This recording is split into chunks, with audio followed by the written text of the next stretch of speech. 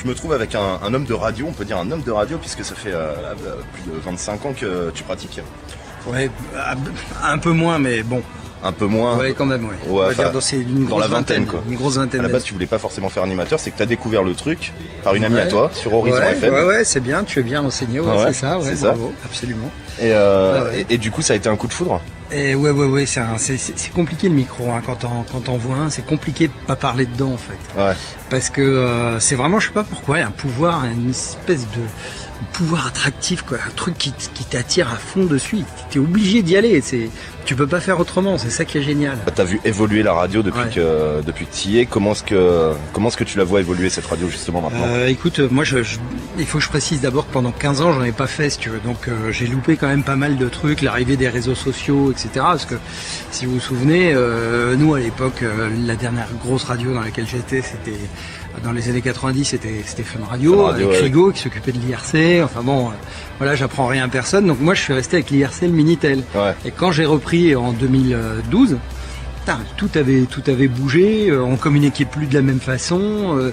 C'était une petite claque dans la gueule. Donc j'ai été obligé de me refaire une petite mise à jour, histoire d'essayer de maîtriser un tout petit peu ces nouveaux outils qui n'étaient pas nouveaux pour moi, parce que moi j'étais abonné, j'avais des comptes et tout, mais dans un cadre professionnel, quoi.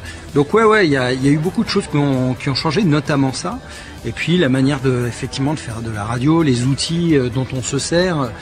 Moi, la dernière fois que j'avais fait de la radio, avant d'y revenir en 2012, je balançais encore des CD. J'ai connu les cartouches à bande magnétique. Enfin, tu vois, je suis une espèce de momie, quoi. Les Revox. Exactement, les Revox, tu vois, avec les montages, avec les petits bouts de sparadrap d'autocollant que tu mettais pour relier deux morceaux de bande. Enfin, c'était. Puis ce qu'on peut constater aussi, c'est qu'à l'époque, dans les studios radio, il y a un matériel qu'il n'y avait pas à l'époque, c'était l'ordinateur. Oui, c'est vrai. Ouais. On remarque ça quand on regarde les anciens studios de l'époque, même Fun Radio, notamment, il y avait juste le Minitel comme moyen de dialoguer. Oui, il y avait très peu, c'était très peu numérisé. Effectivement, moi quand j'ai commencé au début des années 90 sur des gros réseaux sur Skyrock, on avait, il devait y avoir un ordi. Maintenant, c'est un studio, c'est blindé d'écrans, quoi. Alors justement, est-ce que tu regrettes ça un petit peu Non, c'est vrai que pour le fun, c'est bien de mettre. C'est vrai que le craquement du vinyle ou le machin, la cartouche, quand tu la claques et tout dans le lecteur et tout, ça a toujours son petit effet. Mais c'est vachement plus pratique maintenant que tout est numérisé. Faut être honnête, quoi. Ça, tu te fais quand même bien moins cher. T'as quand même une page Wikipédia? Ouais, j'ai une page Wikipédia. Ouais. Et ce que j'ai trouvé génial, c'est que, alors ça n'a rien à voir, mais c'est que sur cette page, il précise quand même que t'as été le Monsieur Mazur des débats de Gérard. Bah ouais. Oui, mais ça c'est un truc c'est Monsieur Mazur, c'est un personnage qui me suit beaucoup. Peut-être que si tu veux, à 80% des gens qui viennent me parler parce qu'ils me reconnaissent, parce que ça, me disent les débats de GG. Et effectivement, j'ai fait d'autres trucs, mais c'est vrai que c'est notamment. Ouais, mais c'est vrai que c'est les débats de Gérard, les personnages, Monsieur Mazur, Trevor Jones, etc. Mais c'était une bonne période, on s'est bien amusé. Ah bah c'est clair. Et puis on s'en amuse encore d'ailleurs. Oui, et puis moi je suis très content. Ça a fait marrer plein de gens. Moi c'est tout ce qui m'importe.